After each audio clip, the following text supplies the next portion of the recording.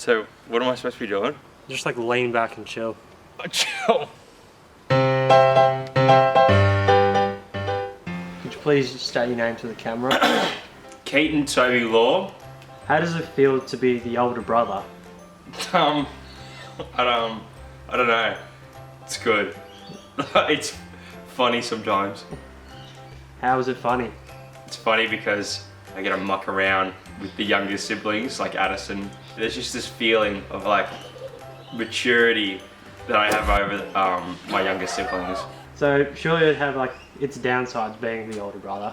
Yeah, I get in trouble a lot more. I cop a lot of the blame. I get asked to do a lot more things than the younger two. They get away with a lot more than I do.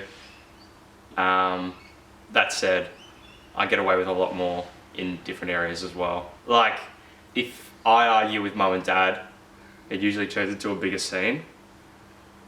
The other thing is, when Addison argues with mum or dad, I usually have to come in and sort them out so they don't have to. But no one can do that for me except mum and dad, so it just becomes more of an argument. How much competition do you feel there is between yourself and your brother? We don't compete in many things. We have different interests. And anything we do like, we just work together, so. Yeah, like anime. We watch that together. A lot of it's funny, a lot of it's sick. Yeah, he doesn't really play many sports, so I can't compete with him in sport. Maybe the only thing is work. We work at the same factory, and he seems to think that everyone there likes him more than me, which is completely false. They just say that. They just say that to make him feel better.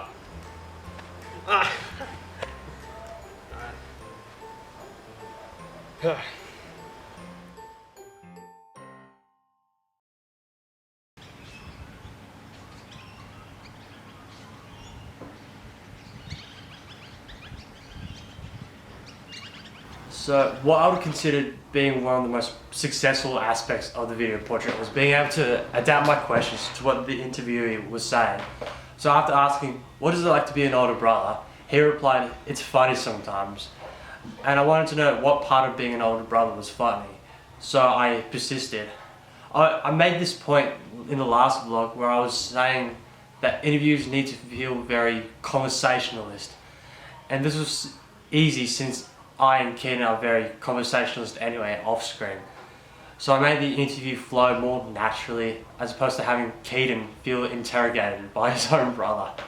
However, one of the most problematic aspects of the project was Keaton's reluctance to cooperate during the B-roll part of the production. Because the B-roll was based on Keaton's answers after delivering them, I wanted the viewers to be visually presented with what Keaton was talking about. And knowing Keaton, he would verbally and physically complain about how the B-roll section was taking too long. Okay, on the floor then.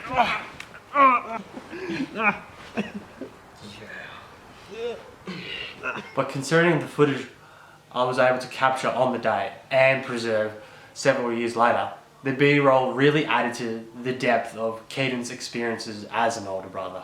A key discovery I made during the interview was how drastically the answers he gave changed my approach to editing the video portrait. I was surprised to hear that he genuinely enjoyed being an older brother, since I initially assumed that he was finding it to be a bit of a struggle, on top of everything that he was going through in his life.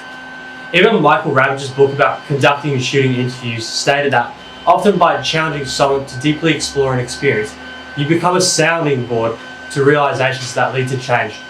This quote is especially applicable to me, since the answers he gave changed the entire tone of the video project, from serious to more enjoyable, hence the playful music. This was because I was intending to shoot a very serious video portrait by capturing real moments from Keaton. I did so successfully, but the results of the interview had altered the way I was going to capture the B-roll and edit the footage together.